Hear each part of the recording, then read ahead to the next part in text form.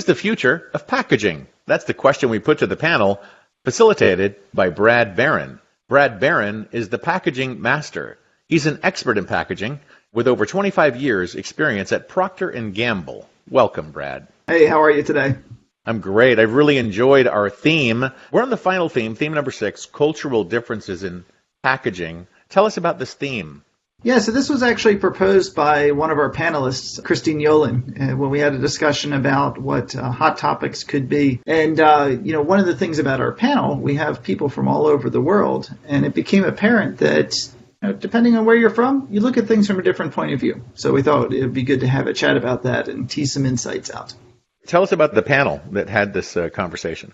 Right, so this panel's been running for a while, several months. And, for people that have seen earlier episodes, you've heard me say this, but I'll just reinforce it. It's a fantastic, diverse panel.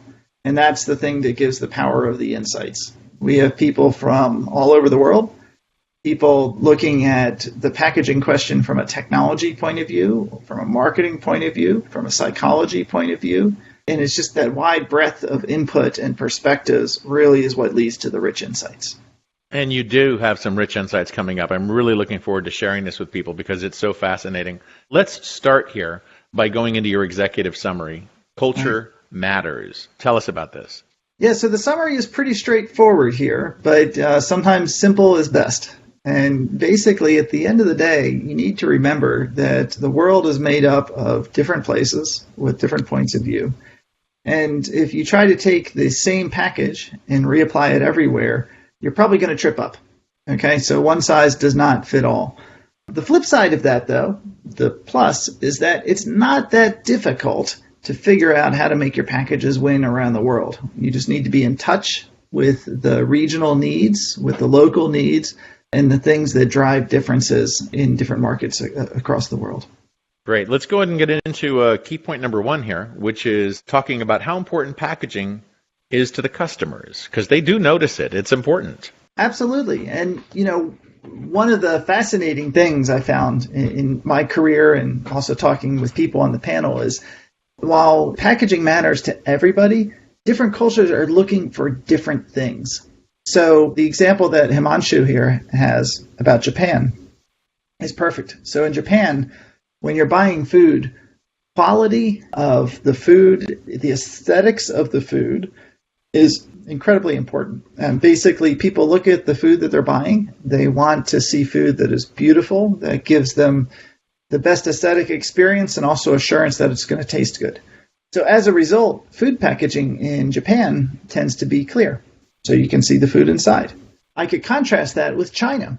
In China, people in their food packaging, they're looking for things that are protecting their food and keeping it fresh. So quite often there, you don't see transparent packs of nuts, for example. You see foil packs of nuts because the foil tells people, this is protected against any kind of contamination or the environment. Same packaging, same kind of products, right? But different psychologies driving the choices. That's fascinating. And Mary Wirtz Cooper, she has an observation as well? Exactly. And Mary kind of taps into the key to all of this when you're trying to figure out what kind of package designs you should create for different countries. The answer is not to talk to people about packaging.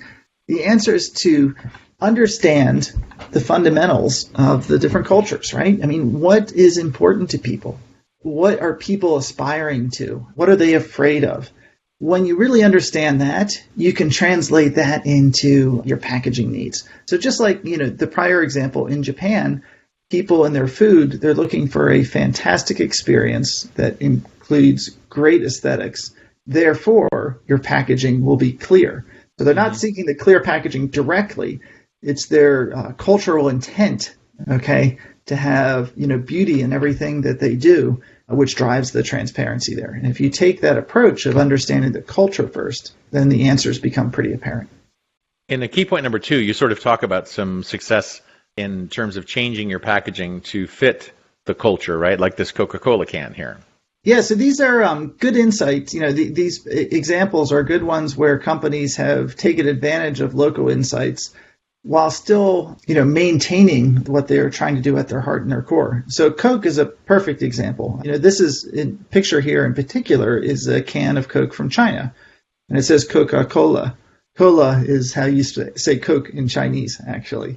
But the interesting thing here is not that they used the local language, but they wrote the local language in a typeface which helps a non-Chinese speaker identify this as Coke, okay? As well as a Chinese speaker that can read it actually be able to read what the writing says. So they've done a good job of balancing keeping the brand equities that make something Coca-Cola and the local need to actually be able to read the language if you're not used to looking at letters in the Western alphabet. That's cool. And I like this Adishola story. Tell us about this milk story. Yeah, so what Adishola points out is a kind of insight you see a lot in developing markets. And the interesting thing, many global brands trip up, okay? And this is a local brand in Nigeria that's done a great job of tapping into the insights. The insights here are very simple, okay? So in Nigeria, when consumers are buying milk, they have two challenges in front of them. First, many of them don't have a lot of cash, and they get paid daily. So they can't shell out large amounts of cash for large packages of milk. The second is many do not have refrigeration. So having a half-empty bottle of milk is kind of an issue. It's going to spoil and lead to waste. So this company, which is a local company there, they started selling single-serve sachets of milk. These are very small. They're about 2 tablespoons for people in America that are used to those measurements, or 35 grams, 35 milliliters.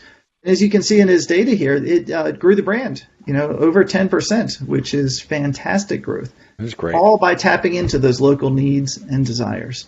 So the other thing that's interesting is aesthetics, because, beauty is different in different cultures. For sure, right? And that's one thing that's very interesting as you look around the world.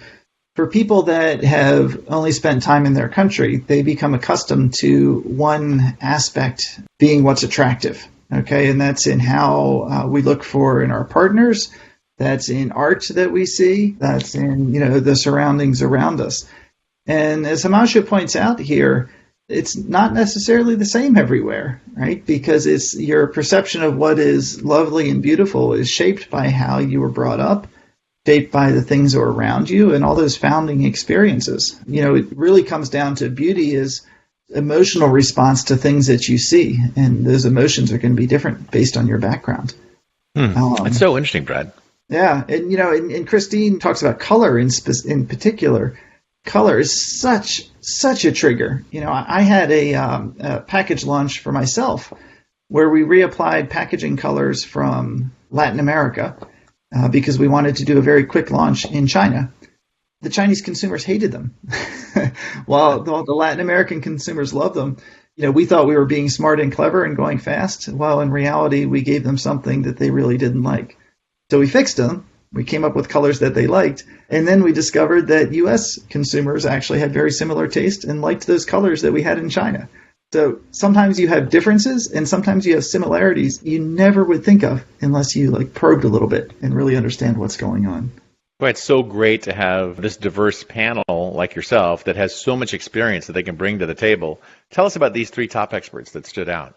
Yeah, so Himanshu, Mary, and Adishola, right, they're coming from different points of view. As you can see, so Himanshu's a creative director, Mary from the world of marketing, and Adishola is just an overall innovator.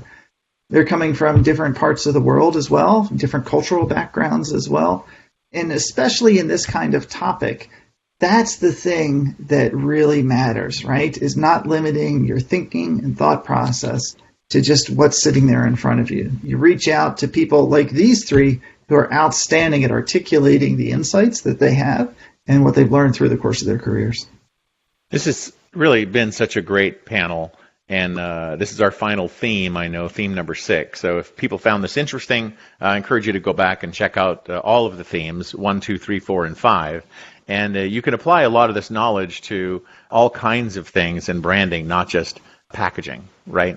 Yeah, absolutely. I mean, we've covered e-commerce, we've covered technologies, we've covered investments, consumer delight, quite a few topics. It's been a great discussion, very energetic. once again with lots of diverse points of view. And hopefully the viewers find this useful, and we may be back in the future with more series on these kind of things. Well, I look forward to it. I can't imagine a better person to facilitate this. That's Brad Barron. He's the package master. He's an expert in packaging development with over 25 years at Procter & Gamble. And I hope that we get a chance to talk again, Brad. Absolutely. Myself as well.